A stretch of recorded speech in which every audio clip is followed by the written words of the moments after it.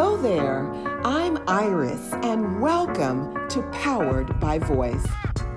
With over 12 years of work developing leaders and mentoring teen girls, I'm excited to extend my reach by helping you power your voice as a platform, not a performance, so that you are truly seen and heard. Join us.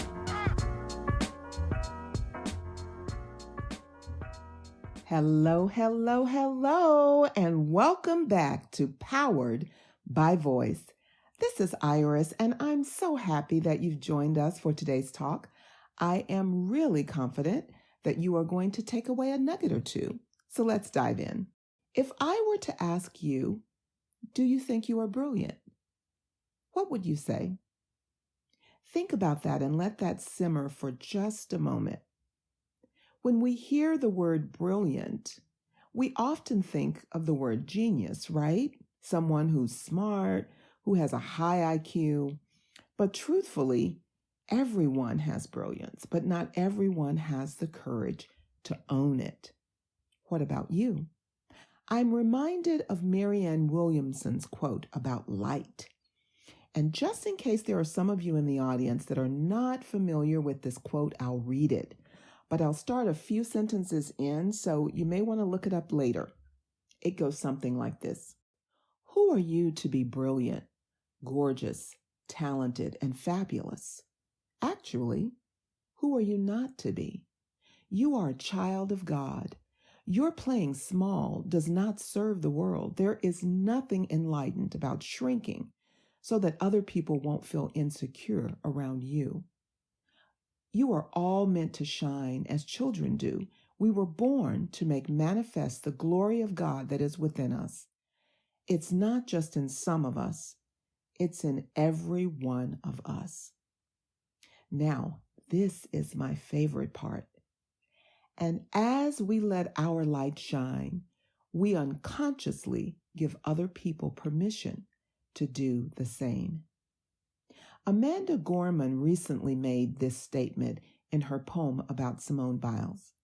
She says, Simone has shown that power is from listening to a voice that is your own. And when one woman speaks her truth, she is never alone. And to that I say, you too have the power. In my experience, I have actually witnessed the effect of my words when I have said something that has particularly inspired the other person or sparked curiosity in them. And it's more often than not because I've dared to be bold and brilliant, quite frankly, by sharing an idea that is unfiltered and authentically me. And in those moments, I know that it probably won't be applauded by everybody, but I choose to share it anyway. And it is so invigorating. On occasion, I have caught the attention of those listening, and I could absolutely tell by their eyes that I had shown that power is from listening to the voice that is my own. And in the reflection of others, it actually brings light. It's as if they are giving birth right there in front of you from a seed you planted in your courageous moment of brilliance. Woo! When you shine, they shine too. And actually, I think they might shine even brighter than you. So don't be afraid to create these moments. Be brave and look at the eyes of the person in front of you.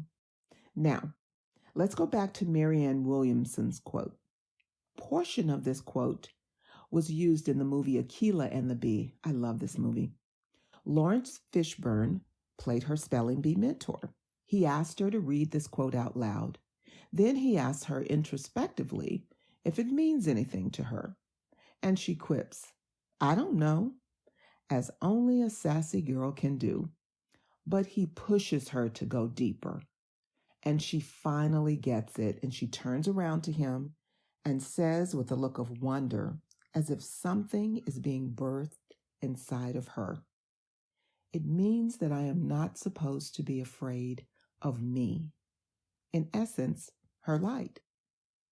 In that moment, he was creating a space for her brilliance, her gorgeousness, her talent, and her fabulous self. He was creating a space for her light to shine. And this is really something that all great teachers do well. He was acknowledging that he saw her light in spite of her fear. I'm remembering my fourth grade teacher, Mrs. Crump. She was so taken by me, and I could tell that she felt there was something in me that was brilliant, gorgeous, talented, and fabulous, honey child, as we say in the South. So she would give me attention, and she would ask questions of me from time to time. And on this particular day, I was standing next to her desk, taking one of my assignments to her. She looked at me, kind of cocked her head to the side, and she said, "So tell me, Iris, what do you want to be when you grow up?" I remember being afraid to tell her because she might laugh at me. After all, there I was, this little black girl, and there were no other little black girls that looked like me or that I had seen on TV in this particular profession that I was so taken with. Most often, what I had seen as I watched on TV was a white girl performing beautifully in costume and with grace. And I imagined doing the same. So there I was in front of my favorite teacher, Mrs. Crump. Did I dare be brave and share my secret with her? I decided that I would tell her what I wanted to be when I grew up. So I said in my powerful me voice at that age, "I want to be a figure skater when I grow up." And she smiled and said, "You want to be what?"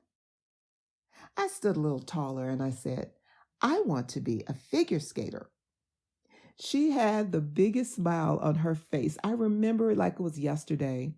And I'm reminded of Toni Morrison, who said these words: "It's interesting to see when a kid walks into the room. Does your face light up?" On that day, Mrs. Crump, my teacher, made me feel special to be her student. And I knew she wasn't expecting the answer that I gave, but her face lit up. She likely expected the usual, a teacher, a doctor, a lawyer, but I gave such a creative and unexpected response. I was so proud that something different brought a big smile from her. She finally said, "I think that's great." Not only did she tell me she thought it was great, she told others what I wanted to be. Again, I just felt so special. And I carried that dream with me for some time. Now, I did not go on to be a figure skater, but it left a mark on me, a mark of creativity. So I want you to remember, don't be afraid to own who you are and what you love. It's the making of your brilliant, gorgeous, talented, and fabulous voice. So I will ask you again, do you think you are brilliant? I hope you're feeling powered by voice. I have enjoyed every minute of it, so I hope you got a nugget or two. And last but not least, I remind you of our mantra, our 3 questions as we reflect on today. What were your first impressions? How did it make you feel? And was there anything that sparked your curiosity? Until next time, ciao for now.